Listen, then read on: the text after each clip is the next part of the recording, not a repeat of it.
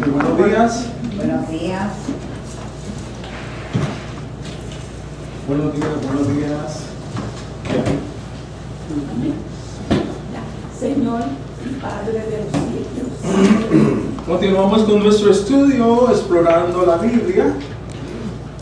Es un recorrido por las Sagradas Escrituras de principio a fin con el propósito de conocerlas de una manera fiel, clara y concisa. Hoy estamos en la lección número 13 y vamos a dar un vistazo al primer libro de Crónicas. Entonces vamos a comenzar y nos vamos a encomendar a Dios para que nos guíe con una oración. Padre y Dios de los cielos, te damos las gracias por la oportunidad de permitir estar aquí en este grupo para aprender las verdades bíblicas en un paso avanzado. Bendice a tu maestro, dale la sabiduría, el entendimiento, la capacidad y la amabilidad a oír y todas esas cosas que son necesarias para comunicar tu verdad de una manera plena y poderosa, de tal manera adiestra nuestros oídos para escucharla, para asimilarla, sí, para interpretarla y aplicarla a nuestra vida por la ayuda del Espíritu Santo, de tal manera que seamos, aleluya, hombres y mujeres que crezcamos en la gracia y en el conocimiento de nuestro Señor Jesucristo. En el nombre de Jesús, amén. Amén, amén, amén, así sea, así sea. Bien. El primer libro de Crónicas es un libro que esencialmente cuenta de nuevo toda la historia que nosotros hemos visto desde Samuel, Reyes, la cuenta nuevamente. Nuevamente cuenta la historia del pueblo de Israel, pero bajo una perspectiva completamente diferente. Me parece excelente. ¿Por qué? Porque cuando uno estudia el libro de Samuel y el libro de Reyes, pero esencialmente el libro de Samuel, y uno está con la curiosidad de conocer bien acerca de David, ¿sí? Y termina el segundo libro de Samuel y entonces pues termina el estudio de David y créame que uno queda como que algo falta. Ese es realmente el David tan grande de que habla la Biblia, ¿sí? Entonces la descripción que el libro de Segunda de Samuel hace acerca de David, para mí, se queda corta. Y si no existiera otra fuente que nos enseñara acerca de David, realmente la historia de David quedaría bien parcializada y nos mostraría un David sobre todo lleno de problemas, porque eso es lo que muestra Samuel, segunda de Samuel. Nos muestra un David que está huyendo de Saúl, un David que luego toma el poder. Después de que toma el poder comienzan una serie de problemas familiares, el gran problema contra su hijo Absalón, que le declara la guerra, todos estos problemas familiares y todo esto. ¿Sí? Entonces es eso. Pero yo les cuento, para mí el libro de Crónicas era tan necesario para darnos una imagen, una idea completa de David. Y el libro de Crónicas, como lo vamos a ver hoy, nos va a dar una imagen de un David que ahora sí realmente entendemos por qué Dios lo llama un hombre muy cercano a su corazón. Y vamos a ver que en el libro de Crónicas se nos va a presentar un David muy distinto. Un David fervoroso.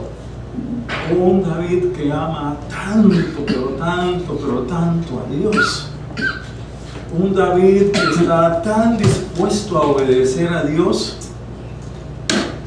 y un David que quiere no solamente ser el rey, sino que todo el pueblo de Israel obedezca a Dios.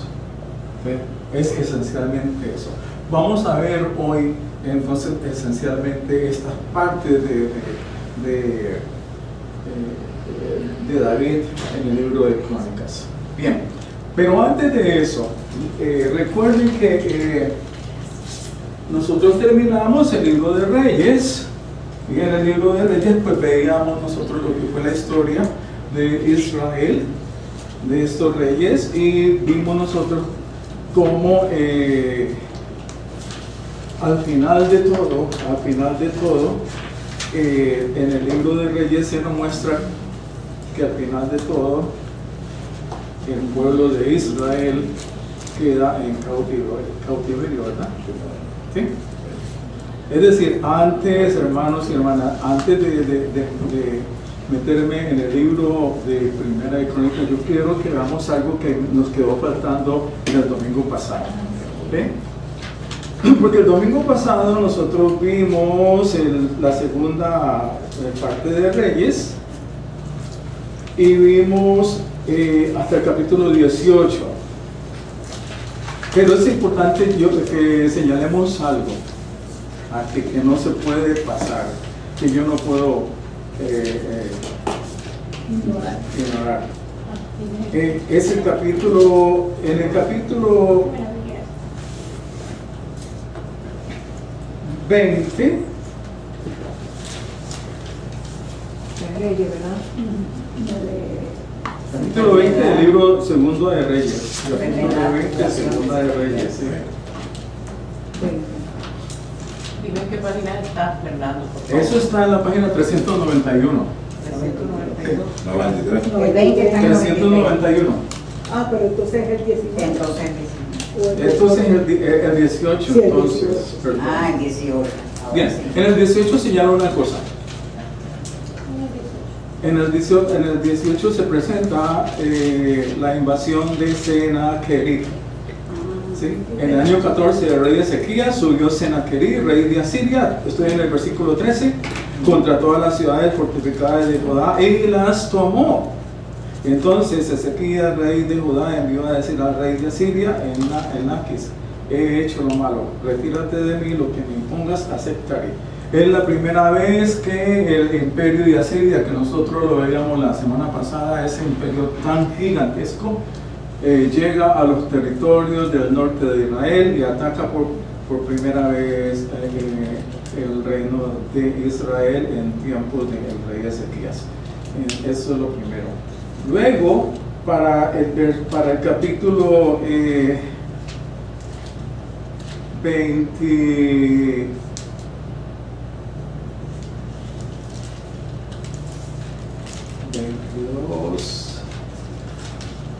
24, capítulo 24, dice invasión de Judá por Nabucodonosor. ¿Sí? Y entonces es la invasión de Judá, o sea, la segunda parte, la parte del sur del reino, el reino del sur, el reino de Judá fue también invadido. Ahora fue invadido por Nabucodonosor, que era el rey de Babilonia. ¿Sí?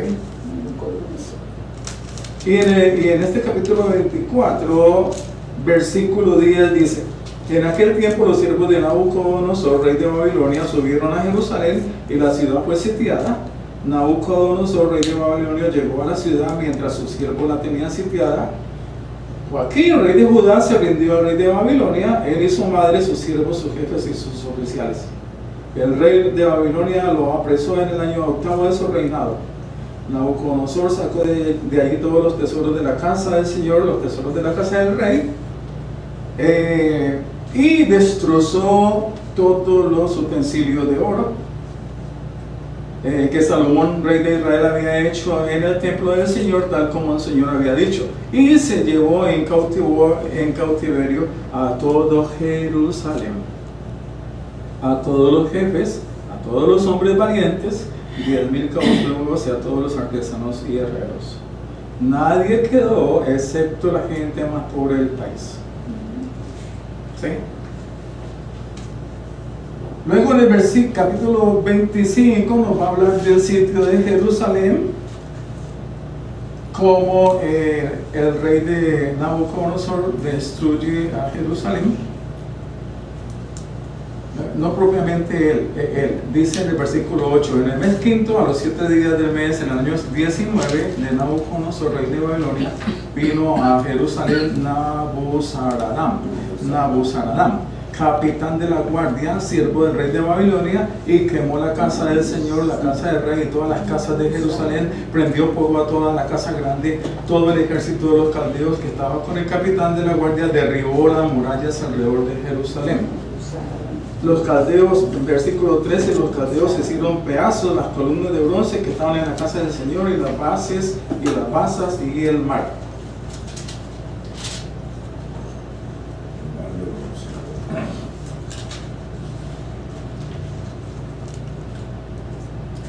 Ahí está. Entonces, ahí termina el libro de Reyes. ¿Sí?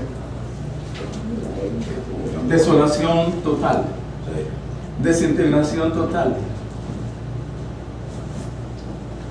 Todo el proceso que el Señor había comenzado, donde Él repetía y repetía: yo, el Señor que los saqué del horno de Egipto, yo, el Señor que los saqué de la esclavitud de Egipto para traerlos a una tierra de leche y miel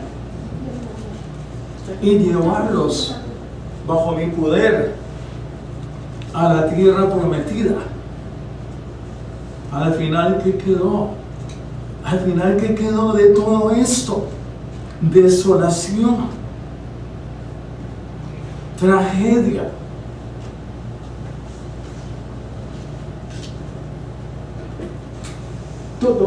Todo lo que se había hecho, desde que ustedes ven en el libro de Éxodos hasta el momento. Sin embargo, al final de Segunda de Reyes, al final, el último versículo dice, el versículo 27, al final del capítulo, al final de Segunda de Reyes, dice: en el año 37 del cautiverio de Joaquín, rey de Judá, en el mes 12º, a los 26 días del mes, Evil Merodach, rey de Babilonia, en el año en que comenzó a reinar, sacó de la prisión a Joaquín. Rey de Judá, y le habló con benevolencia y puso su trono por encima de los tronos de los reyes que estaban con él en Babilonia. Le cambió sus vestidos de prisión y comió siempre en la presencia del rey y todos los días de su vida. Y para su sustento se le dio de continuo una ración de parte del rey, una porción para cada día, todos los días de su vida. Y aquí está, en el medio de la tragedia, aquí está la esperanza. La esperanza está aquí. Sí, Señor. La familia,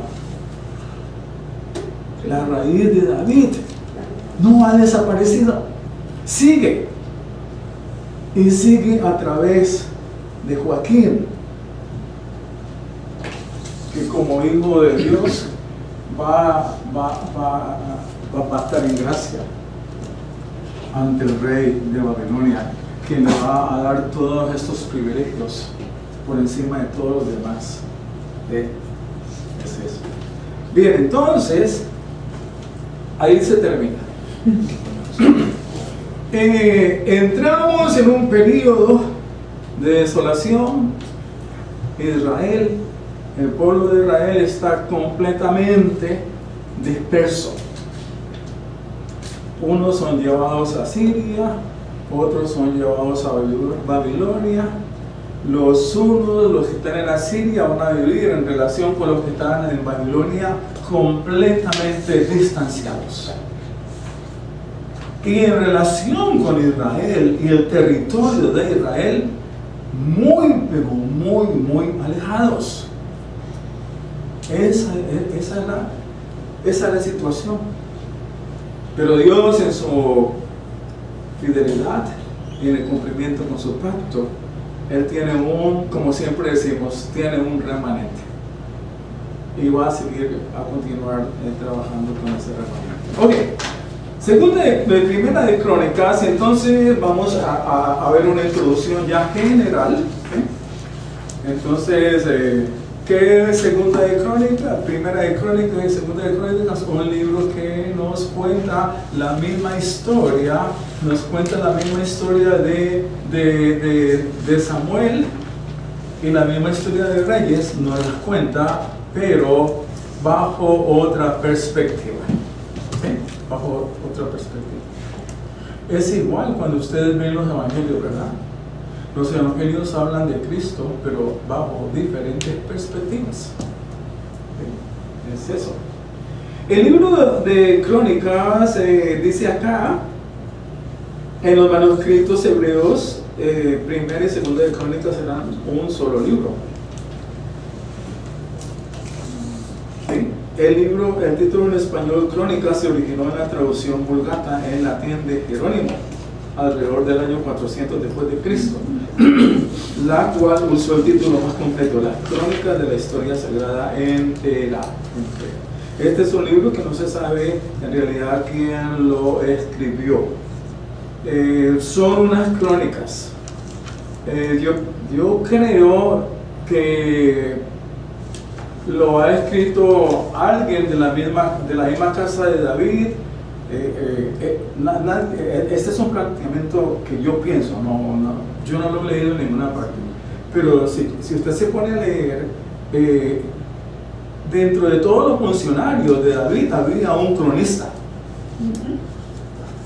Dentro de todos los funcionarios de Salomón había no solamente un cronista, sino un escribano. O sea que estas personas iban escribiendo la historia de todo lo que iba pasando. Y son crónicas. Y esto es muy, pero muy común. Esencialmente entre nosotros, los hispanos que tenemos la herencia española, usted se pone a ver la historia de la conquista de América y todos los libros dicen Crónicas de la Conquista, ¿verdad? ¿Se acuerdan de eso? Crónicas de la Conquista de México, Crónicas de la Conquista del Reino del Perú, Crónicas. Entonces, para mí, este libro ha sido escrito por varias personas, varios cronistas, que fueron recolectando todo este material y lo fueron recolectando de acuerdo con la situación. El propósito del libro es dirigir la restauración del reino tras el exilio. O sea que este es un libro escrito para los que vienen del exilio, poniendo especial énfasis en la unidad de Israel, el rey, el templo y las bendiciones y maldiciones inmediatas. Las crónicas tienen un estilo sacerdotal, con sus numerosas referencias al templo, a los sacerdotes y a los levitas. Es decir, esencialmente estas son los tres temas más importantes que ustedes pueden ver ahí. El templo, los sacerdotes, los levitas y el reinado de David. Es por eso que se refiere más al reino del sur, donde estaba Jerusalén y el templo. Las crónicas son la historia de la dinastía davídica, con especial énfasis en el templo, los sacerdotes y el culto. ¿Sí? Y lo vamos a dividir el libro en tres partes. La primera parte es una genealogía, desde Adán hasta Judá. Son esencialmente 9 capítulos de genealogía nuevamente. Después de esos 9 capítulos de la genealogía viene una sección que son otros 10 capítulos más acerca de David. ¿Sí? El relato de la historia de David. Pero es un relato positivo, una narración positiva de la vida de David. Y número 3, el orden del templo. Todos estos últimos capítulos, los últimos 7 o 8 capítulos, están dedicados a la preparación del templo. Muy bien.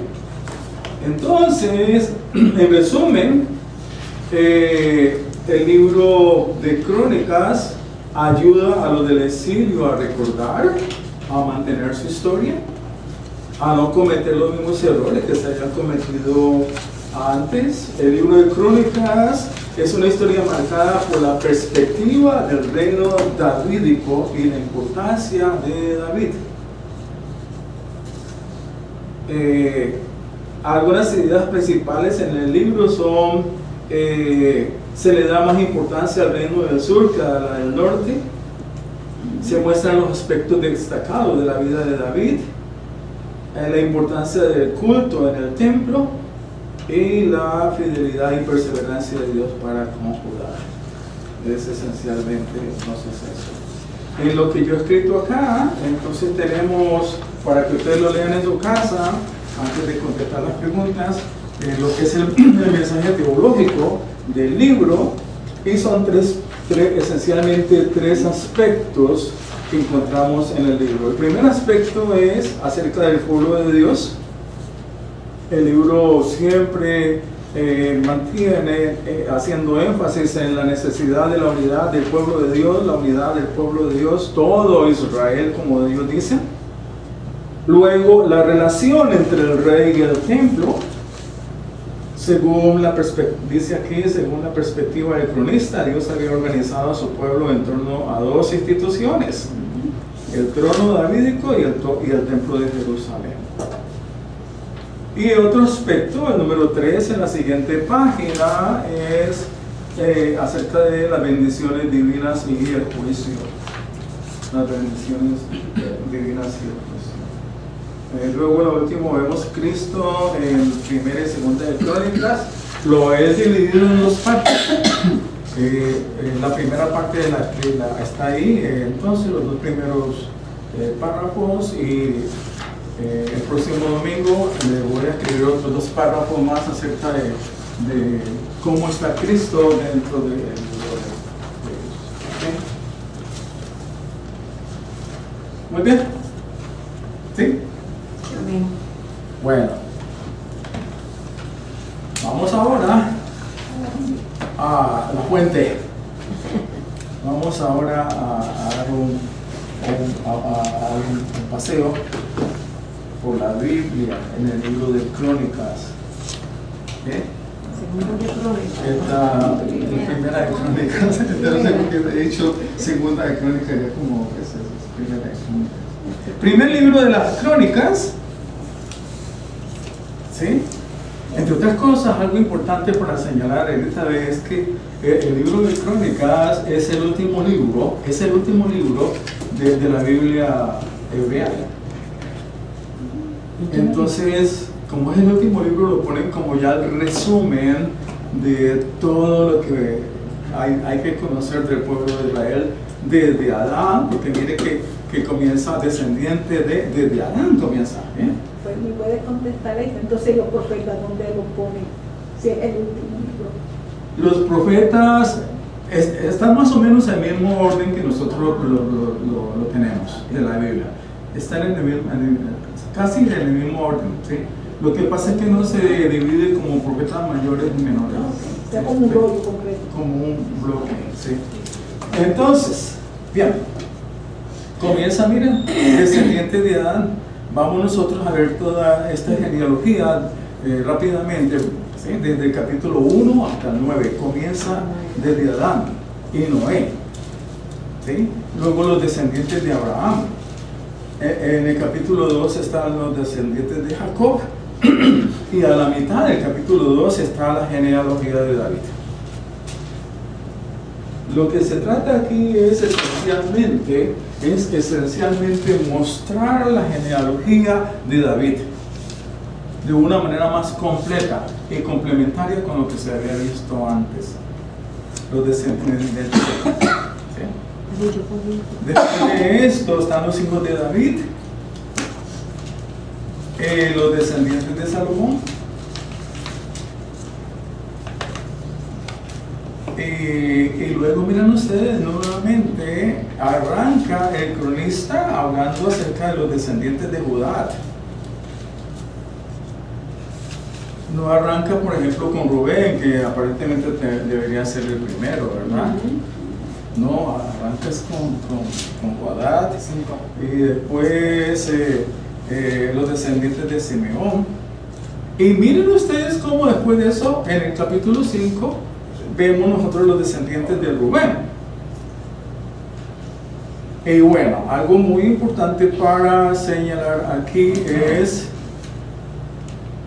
en este capítulo 4, voy a referirme rápidamente al versículo 9. Capítulo 4, versículo 9.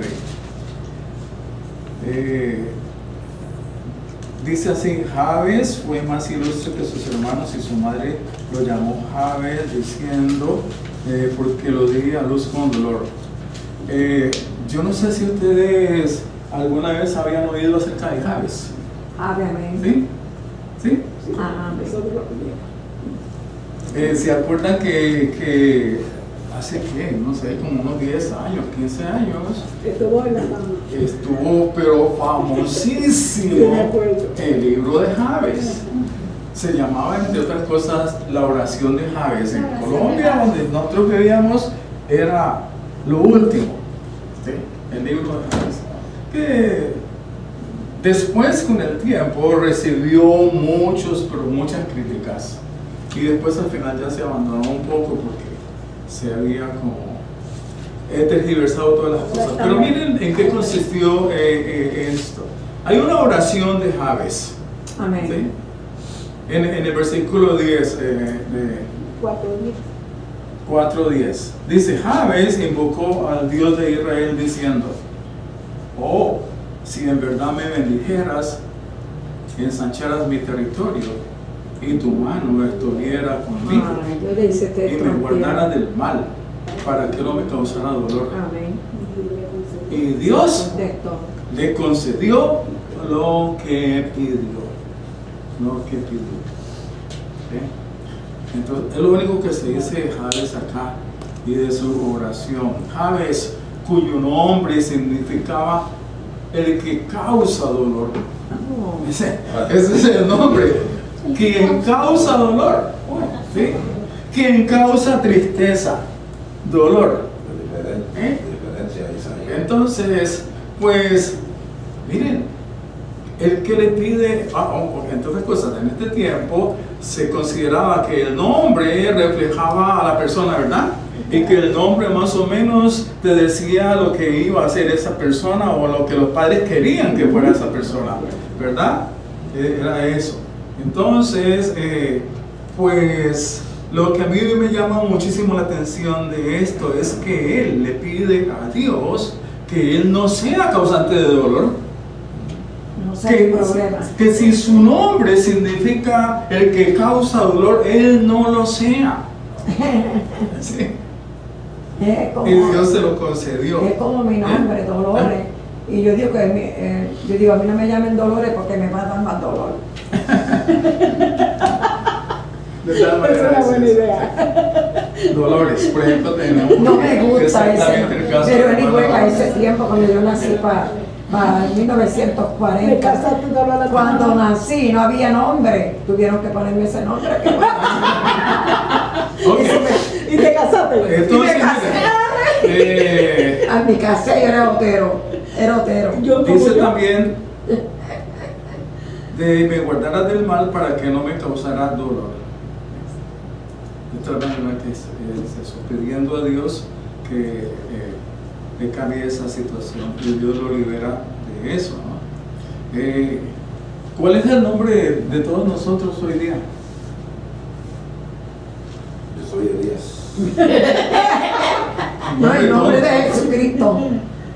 Hijos. Dios de Dios. Hijo de Dios. Hijos de Cristo, cristianos. Sí, somos hijos Es de el nombre Dios. nuestro.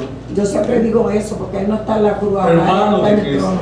Hermanos Hermanos. nuestros. Sí. Hermanos de Cristo. Padre Hermano de mayor. Dios. También hermanos. Somos todos cristianos. Sí. Ese es el nombre que nosotros Y la tenemos. unidad. Bien, entonces es eso. El capítulo 6, descendientes de Leví.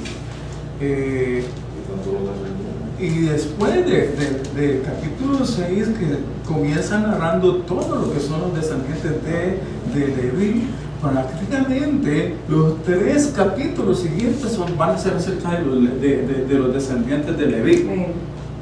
¿Sí? De Leví y los levitas, los descendientes de Aarón. Y bueno, ahora, ¿por qué razón se hará como énfasis en esto de los descendientes de Leví y de los descendientes de Aarón? Porque de acuerdo con lo que hemos visto nosotros antes, la tribu de Leví, Dios la había separado ¿para qué? Ser sacerdote por el pueblo de Israel. ¿Para? De ahí vienen los levitas. Sí, ¿para qué? Para la adoración. Para la adoración. Adoración a Para Dios. los cánticos. Para la adoración, para el mantenimiento y cuidado del tabernáculo. Tabernáculo. Ellos estaban encargados del tabernáculo y todo el sustento de ellos se basaba en el tabernáculo. Por eso acuérdense que los levitas no les dieron tierra. Por esa razón, porque el Señor dijo, ustedes se van a sostener del culto. ¿Sí? Del culto de sí. Entonces, claro, aquí miren ustedes cómo se comienza a presentar a todos los levitas, porque el libro de Crónicas nos va a hablar bastante acerca del templo. Y finalmente en el capítulo 9 está una lista, dice los que regresaron de Babilonia. Miren, esto es bastante nuevo aquí y es una lista de aquellas personas que están regresando del cautiverio. Han sido liberadas y regresan a la tierra nuevamente, ¿sí? Y la mayoría de todos ellos que van a estar enumerados aquí van a ser levitas. Dice los sacerdotes Jedaías, versículo 10, Jaquín, Azarías, y sigue, luego dice de los levitas Semaías, los hijos de levitas Semaías, bueno, y sigue todo esto, ¿ya? Muerte de Saúl. Y entonces ahí terminamos con todo esto, ¿sí? Comenzamos en el capítulo 10, el capítulo 10, ahí comienza la segunda parte del libro, que es la parte de la narrativa y es el relato de la historia de David, ¿sí? Ahí vamos con la segunda parte, comenzamos con el capítulo 10 y nos vamos a ir hasta el capítulo 21 en todo esto.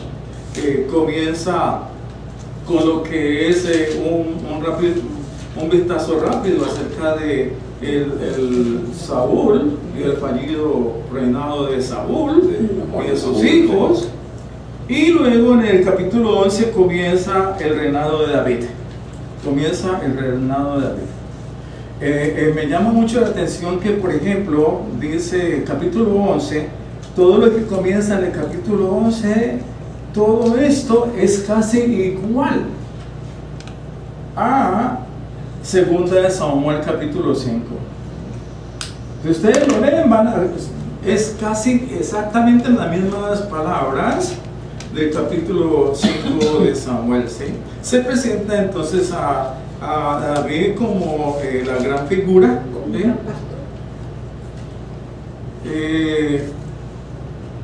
Luego se presentan los valientes de David, que también está, eso está en 2 de Samuel, creo que en el capítulo 23, y está casi igual.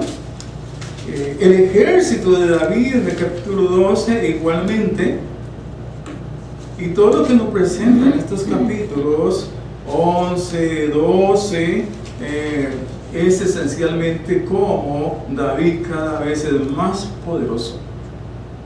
Es esencialmente eso, ¿sí?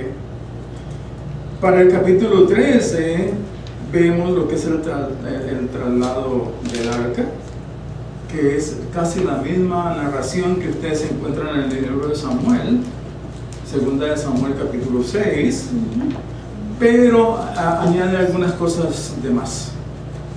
Amplía la información sobre lo que es el traslado del arca. ¿Sí? Capítulo 14, la familia de David en Jerusalén.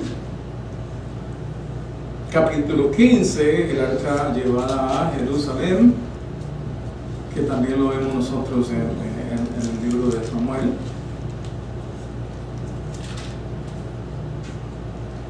Y entonces todo esto va hasta el capítulo 16, donde hay algo bien importante aquí, es el Salmo de Acción de Gracias. Versículo 7. Estamos en el capítulo 16, versículo 7. Capítulo 16, versículo 17. Salmo de Acción de Gracias. Dice, entonces, en aquel día David, por primera vez, puso en manos de Asaf y sus parientes este salmo para dar gracias al Señor.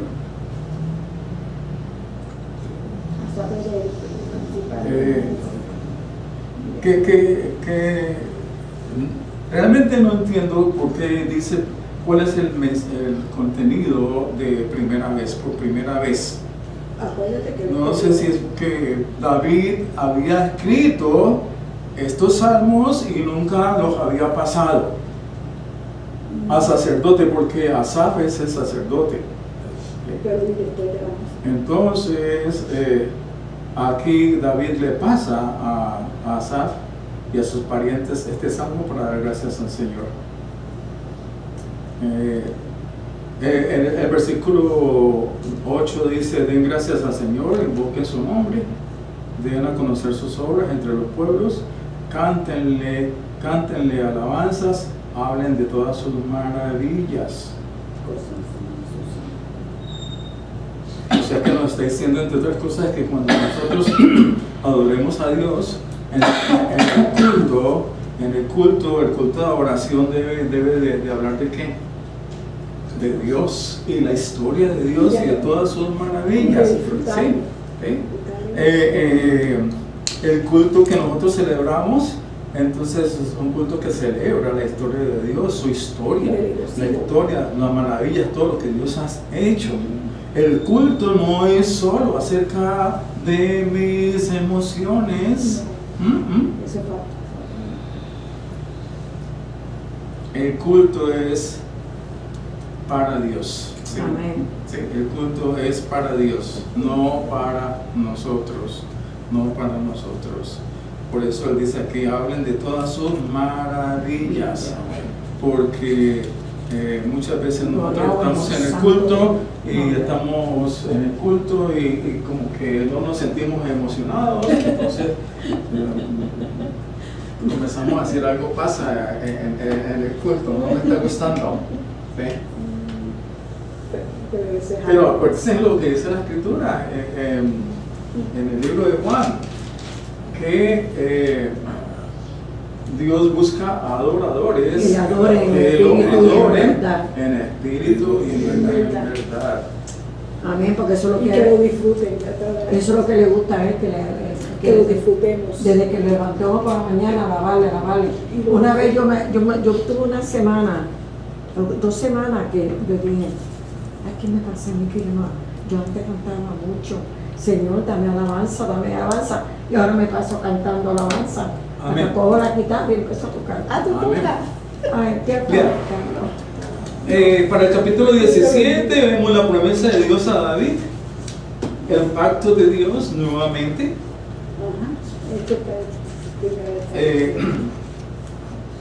Es un relato que ya conocíamos en Samuel. David quiere edificar el templo. Estamos en el capítulo 17. Quiere edificar el templo y la respuesta que Dios da es que su hijo va a edificar el templo, no él.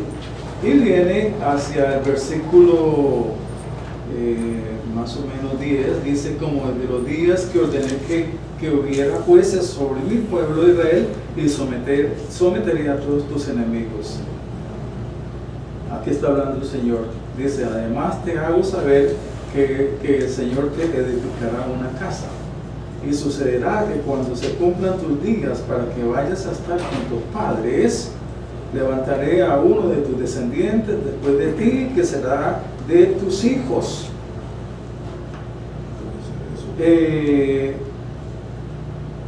Y estableceré su reino. Él me edificará una casa y yo estableceré su trono para siempre. Yo seré padre para él y él será para mí. Y él será hijo para mí. Y no quitaré de él mi misericordia, como la quité de aquel que estaba antes de ti. Ese es el pacto que Dios hace a David, que Dios promete a David. ¿Sí? Y después, en el versículo 18, hay una respuesta de David que es preciosa. ¿Qué más puedo pedir? Versículo 18 del capítulo 17. Amén. Dice oración de David. David dice, ¿qué más te puedo decir? ¿Qué más te puede decir David en cuanto al honor concedido a tu siervo? Porque tú conoces a tu siervo, oh Señor, por amor a tu siervo y según tu corazón, tú has hecho esta gran cosa para manifestar todas estas grandezas. Oh Señor, no hay nadie como tú, ni hay Dios fuera de ti, conforme a todo lo que hemos oído con nuestros oídos. Y más adelante, el versículo 24, y sea confirmado y engrandecido tu nombre para siempre, al decirse, el Señor de los ejércitos, el Dios de Israel, es Dios para Israel, y que la casa de tu siervo David sea establecida delante de ti. Porque tú, Dios mío, has revelado a tu siervo que le edificarás una casa, por tanto tu siervo haya dado ánimo para orar delante de ti. Capítulo 18 es un relato de militar de las victorias de David. Lo mismo el capítulo 19 y el capítulo 20. Y llegamos al capítulo 21, donde las cosas comienzan a cambiar.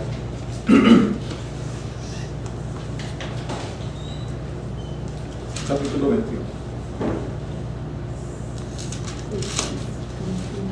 David, cesa el pueblo. Dice David ordena un censo. Censa. Capítulo 21.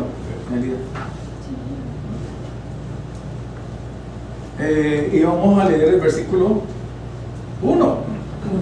Satanás se levanta contra Israel. Miren lo que dice. Satanás se levantó contra Israel y provocó a David a hacer un censo de Israel. Creo que en el libro de Samuel no dice exactamente así, pero acá sí lo dice. Satanás se levantó contra Israel y provocó a David a hacer un censo de Israel. Hasta el momento el libro nos presentaba todo lo grandioso y majestuoso de David, el poderío de Israel, la prosperidad de Israel. Pero claro, había alguien que no estaba contento. Había alguien que estaba lleno de envidia por lo que Dios estaba haciendo, y ese era Satanás, Amén. quien atacó a Israel. Ataca a Israel. Así como Satanás ataca a Israel, Satanás ataca a todas las naciones. ¿Sí? Ataca a las naciones, ataca Cuba, ataca Venezuela, ataca Colombia, Puerto Rico. ¿Sí? Ataca. Y entonces David siente los efectos de ese ataque y va a ordenar un censo. Luego el versículo 3 dice, dijo pues David, versículo 2, dijo pues David a Joab y a los jefes del pueblo, vayan, cuenten a Israel desde Beerseba hasta Dan y tráiganme el resultado para que yo sepa el número de ellos. Pero Joab dijo, añada al Señor a su pueblo 100 veces más de lo que son. Pero, oh rey, Señor mío, ¿no son todos ellos siervos de mi Señor? ¿Por qué procura esto, mi Señor? ¿Por qué ha de ser el motivo de culpa para Israel? Sin embargo, la palabra del rey prevaleció contra Joab. Salió pues Joab y recorrió todo Israel y volvió a Jerusalén. Luego saltamos al versículo 6. Pero entre ellos no hizo un censo de Leví ni de Benjamín, porque la orden del rey era detestable para Joab. También el censo desagradó a Dios e hirió a Israel. Ahí comienza la caída de David. Pero bueno, yo me hago una pregunta, ¿y por qué razón un censo es malo? ¿Por qué al Señor le desagradó tanto este censo? Siendo que anteriormente, si ustedes ven el libro de Números, Dios había mandado a hacer censos. Pero que no lo había mandado a él a hacerlo. Por eso. Elías tiene una primera respuesta. Dios le desagradó, en primer lugar, Dios no le dijo a David, haz este censo. Exacto. ¿Sí? Dios no le dijo a David, haz este censo. Muchas veces nosotros queremos hacer cosas para sentirnos como que estamos haciendo cosas para Dios. Y hay que tener cuidado. Pero hay que tener cuidado. ¿Okay? ¿Qué más? ¿Por qué a Dios le desagradó tanto esto de un censo que mandó a hacer David? Él quería saber la fuerza de su ejército, de la nación. ¿Estaba qué? Quería saber la fuerza de la nación. Quería saber la fuerza de la nación, quería saber lo poderoso de su ejército, pero ¿para qué? ¿Pero para qué quería saber eso si él era el victorioso? Pero sentirse más grande, que está gobernando más gente, más Para sentirse más grande, y eso para sentirse poderoso, para hacer alarde del ejército que tenía. Exacto. Para comenzar a darse su gloria. Algo así como el rey de Babilonia que dijo, esta es la gran Babilonia que yo he hecho. Esto es lo que yo he hecho. Algo así más o menos. Esta es la gloria mía. Por esa razón, David cambió su corazón. Y un corazón apuntado solamente a Dios comienza a sesgarse, a apuntarlo hacia el mismo. ¿Sí? Y entonces ahí está la consecuencia. Y a pesar de que Joab le dijo, no hagas eso, no lo hagas, no se necesita. Todo el mundo es tu siervo, todo el mundo quiere ayudarte, ¿para qué vas a hacer eso? Para mostrar al mundo que tú eres el más poderoso, no lo hagas. Vean, entonces miren, después de eso ya el Señor va a dar un castigo. Y da un castigo a Israel. El mismo David dice más adelante, pero Señor, no castigues al pueblo, fui yo el que cometió el error, el pecado, no lo castigues. Porque, entre otras cosas, todo apuntaba a que Dios estaba tan enojado con David que iba a destruir a Jerusalén. Y el ángel destructor había sacado su espada, David lo vio y entonces él se llenó de pánico y oró al Señor y llamó a todos los ancianos a orar, a hacer penitencia y toda esa cuestión para que Dios no destruyera Jerusalén.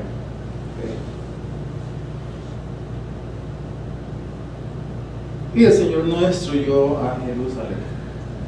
Ese es el 21. Para el 22 están los preparativos de David para el templo. ¿Sí? Esa es la tercera parte del libro de Crónicas, desde el 22 hasta el 29. Dios le dice a David que no le puede construir el templo porque ha derramado mucha sangre, ¿sí? Y entonces no lo puede hacer. Luego entonces encarga a Salomón, y el versículo 22, capítulo 22, versículo 13, dice entonces, versículo 11, ahora pues, hijo mío, David está hablando con Salomón, el Señor sea contigo para que prosperes y edifique la casa del Señor tu Dios, tal como Él ha hablado de ti, que el Señor te dé prudencia y entendimiento y te dé dominio sobre Israel para que guarde la ley del Señor tu Dios. Entonces prosperarás si te cuidas de observar los estatutos y ordenanzas que el Señor ordenó a Moisés para Israel. Esfuérzate y sé valiente, no temas ni te acobardes. ¿A dónde habíamos visto estas palabras? Josué. ¿Ah? Josué. En Josué, cuando se le da el encargo a Josué, se le dice como 3 veces: esfuérzate y sé valiente. ¿Sí? Sigue a Dios y no te desvíes ni a la derecha ni a la izquierda. Bien, vamos, luego el 23 dice organización de los levitas. Capítulo 24, organización de los sacerdotes.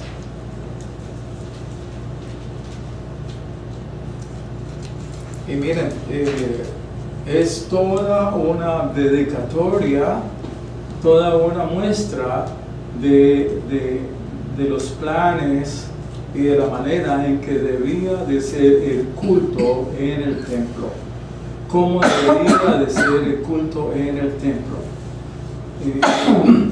¿Por qué razón David hace tanto énfasis en esto del orden en el templo? Lo que tenían que hacer los levitas, las funciones de cada uno de ellos, lo que tenían que hacer los hijos de Aarón. ¿Sí?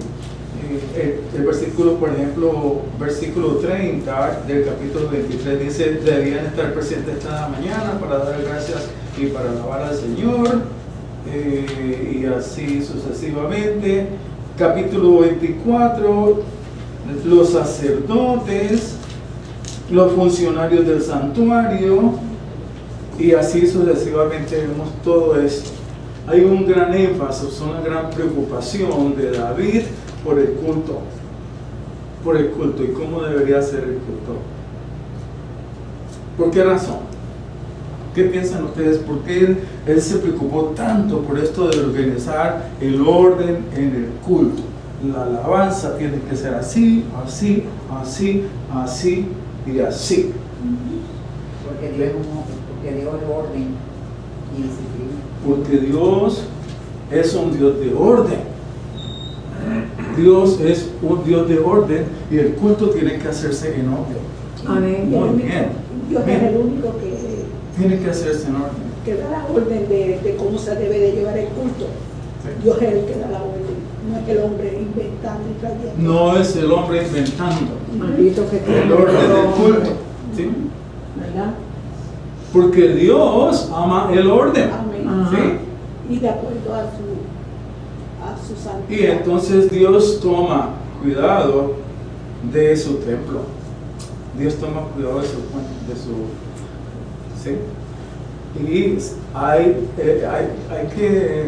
tiene que haber una pureza en el culto. Amén. Amén. El culto es algo sagrado, como está presentado aquí. Ujú. Y eso no quita algo, como por ejemplo el júbilo y el gozo, porque persona más jubilosa y más gozosa como David no ha habido. Ujú. No ha habido. Saltaba, bailaba, lloraba, reía. Este hombre era apasionado por Dios. Pero era cultural por la nación, pero en el templo se queda orden. Sí, estoy hablando, por ejemplo, cuando llevaban el arca Sí, por y eso que la todo, sí, cultura. iban por el camino de Jerusalén y David iba adelante. ¿Sí? Yo anteriormente ya había dicho, ¿no? No eran en el templo, en el templo no se danzaba ni nada de esto. ¿Sí? Yo creo que eso Pero era- en el templo sí se cantaba. Amén. Y si ustedes notan, David le puso mucha importancia a la música. ¿Sí? Los que tocan la trompeta, los címbalos y todo eso. Y también, también los que llevaban el arca, cuando iban a mover el arca, no todo el mundo podía tocarlo y llevarlo. Por eso. Eso eran los levitas. Por eso se le hizo una modificación Sí, para sí. que lo llevaran en los hombros. Ajá. ¿Sí? Porque el arca era sagrada. Sí, había Porque Dios es sagrado. Y como sagrado que es, así mismo nosotros nos debemos acercar a Él. Nos acercamos a un Dios todopoderoso, sagrado. No nosotros. ¿Sí? Y como lo dice en Salmo 150, todo lo que respire alabe a Jehová. Amén. Todo lo Amén. que respire a así. Amén. Entonces es la pureza del culto, la verdad de la adoración. La verdad de la adoración. En eso hay un tremendo trabajo que vemos aquí nosotros de David, capítulos 23, 24, 25.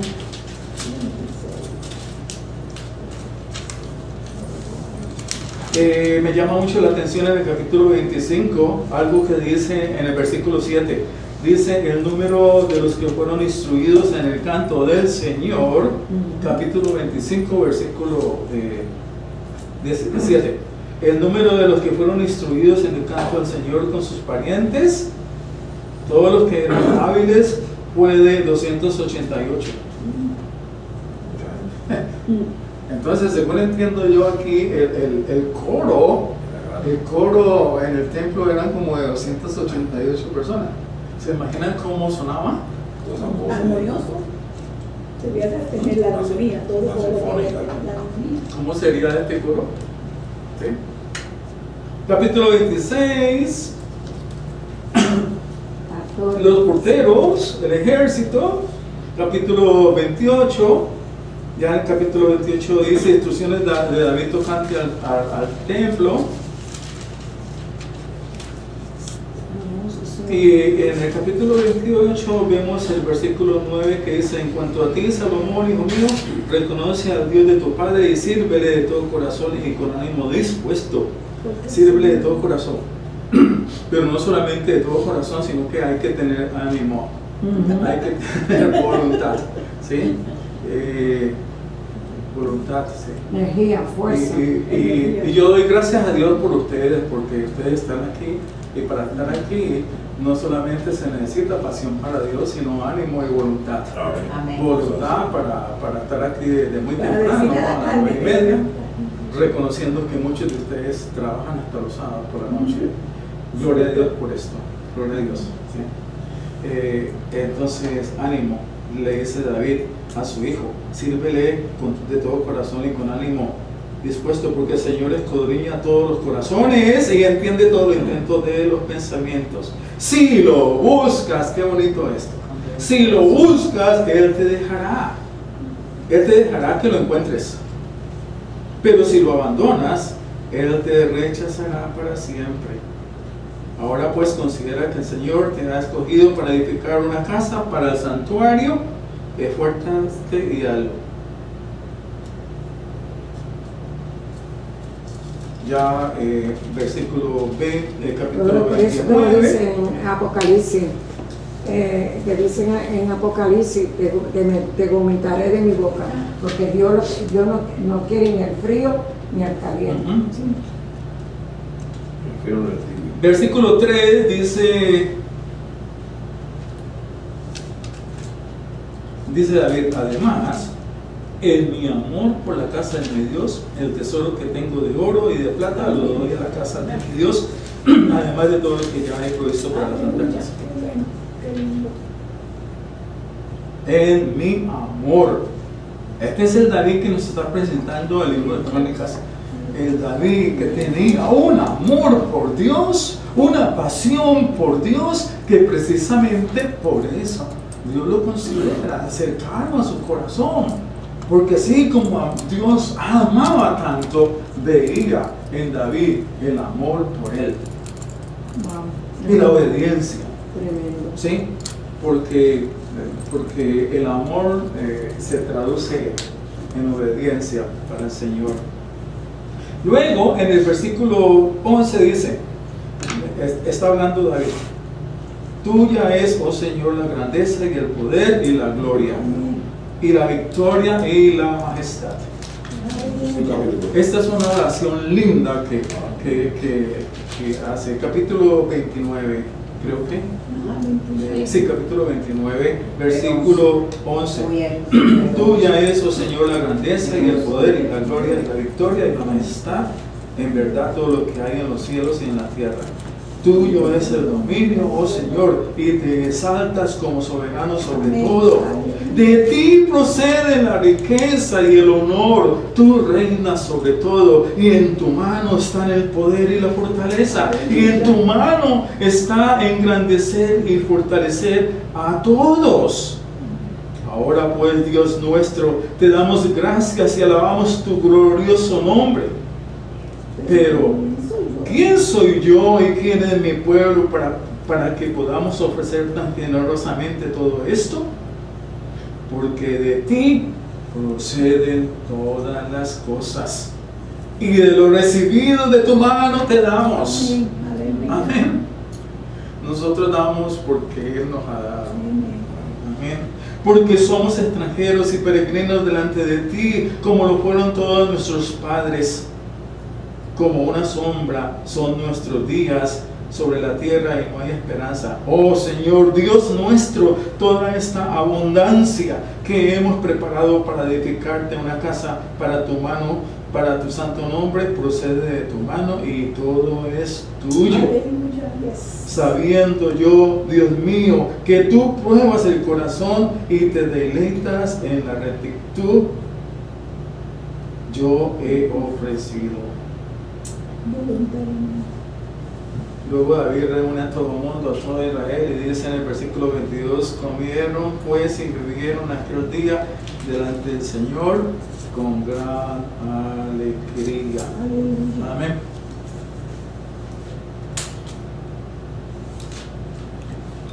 ¿Cuánto conocía a David a Dios? Profundamente, que ese conocimiento le da la habilidad para escribir los salmos. Okay.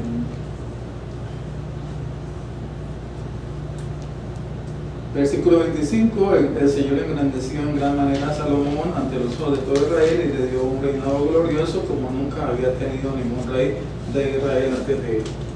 Bien, eso es lo que nos presenta el libro de Crónicas. En la primera parte. La segunda parte va a hablar de Salomón.